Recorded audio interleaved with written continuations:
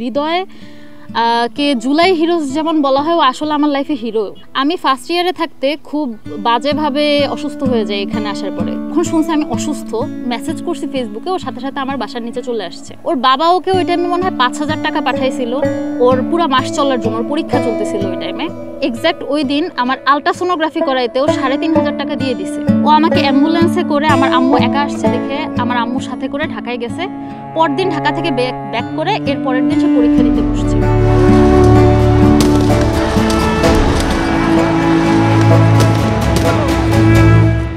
যেদিন ও গুলি খায় তার আগের দিন পুরোটা টাইম বিকাল আমার সাথে ছিল। অ্যাম্বুলেন্সে করে ঢাকার দিকে আসতেছিলাম, আমার জাস্ট এটা মাথার মধ্যে চলতেছিল, আমি ওর হাতে ধরে রাখছি। আমার সবচেয়ে বাজে মেমোরি যেটা, যে আগের বার ওই সিটটাতে আমি শোয়া ছিলাম, আর আজকে ঠিক রিভার্স সিচুয়েশনে আমি বসে আছি, কিন্তু আমি জানি না আমি ওকে নিয়ে ব্যাক করতে পারবো কিনা। হৃদয় যেমন আমাকে মানতো আমি ওর বোন, এন্ড আমি ওকে ভাবতাম আমার ভাই। এখানে আমাদের হিন্দু মুসলিমের তো কোনো কোশ্চেনই আসতেছে না।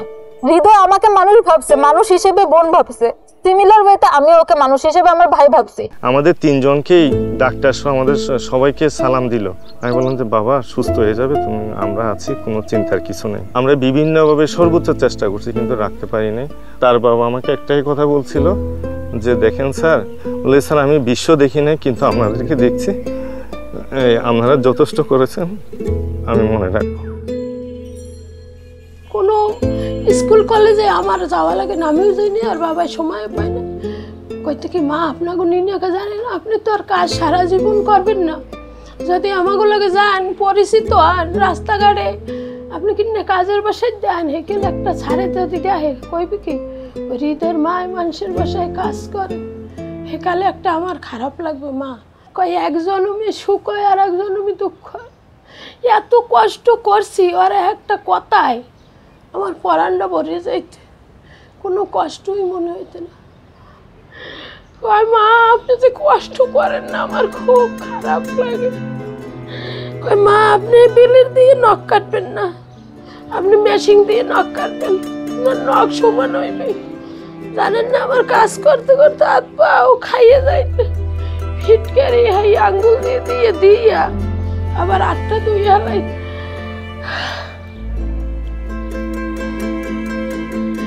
এবার একদিন আসি আর কয় মা একটা ডিম বেজে আমরা 4 জনে ও পান্তা ভাত খাইছি, এমন দিনও গেছে। আমি কই বাবা সেই দিন কি আছে, এখন তো আমরা অনেক ভালো হয়েছি না আগের চাই, কারণ মনে করি কি যে কোনো জায়গায় যাই আর শান্তি পাবো, কিন্তু শান্তি পাই না, ওই যাই আবার দৌড়ে আই।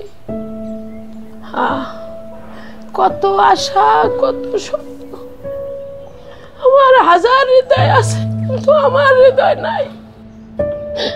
এই কষ্ট আমি কোথায়।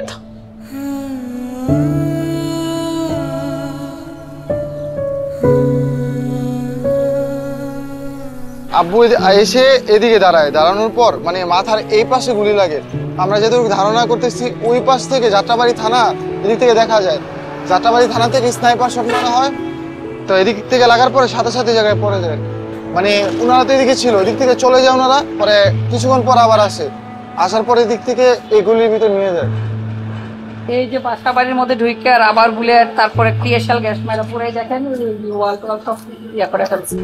কখন বেরোছে আমি নিজেও জানি।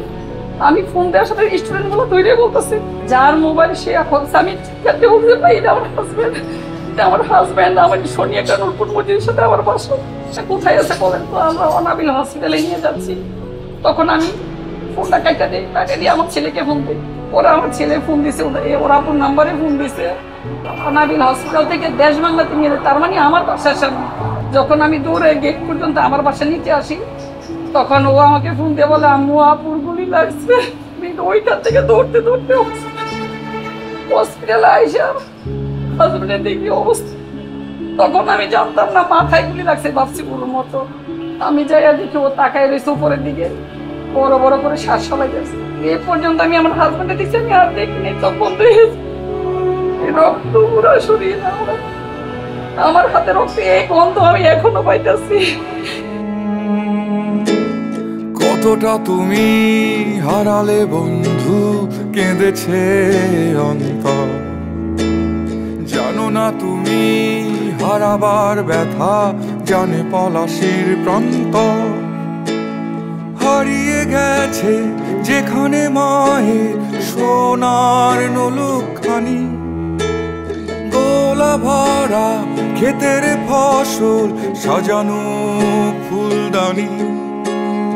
এ হারানোর বেদনা তুমি রেখো অন্তরে, দেখবে তোমার দুঃখ লুকাবে পলাশির প্রান্তরে।